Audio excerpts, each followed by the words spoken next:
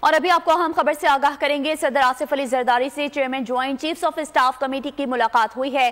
General Tahir Shamshad Mirza کی صدر کو ملکی سیکیورٹی صورتحال پر بریفنگ۔ مسلح افواج سیکیورٹی چیلنجز سے نمٹنے کی صلاحیت رکھتی ہیں، ایسا کہنا ہے جنرل طاہر شمشاد مرزا کا۔ صدر نے سرحدوں کی دفاع، اقتصادی ترقی میں مسلح افواج کے کردار کو سراہا۔ مزید تفصیلات جانیں گے ملک سعید آوان سے۔ جی ملک سعید، آگاہ کیجیے گا۔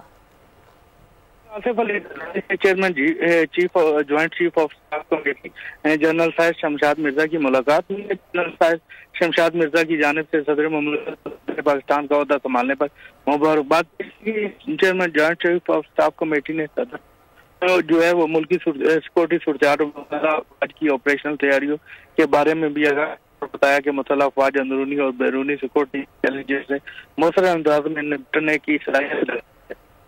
صدر مملکت نے قومی ضرورت کے دفاع، ملکی سماجی اور اقتصادی ترقی میں افواج کے کردار کو سراہا اور اس اعتماد کا اظہار کیا کہ سیکورٹی فورسز بیرونی سیکورٹی چیلنجز پر کامیابی سے قابو پانے کی۔ ملاقات میں دہشت گردی کی لعنت کو تعاون سے جڑ سے اکھاڑ پھینکنے کے عزم کا بھی اظہار کیا گیا۔ جی ٹھیک ہے ملک سعید، آپ کا بہت شکریہ۔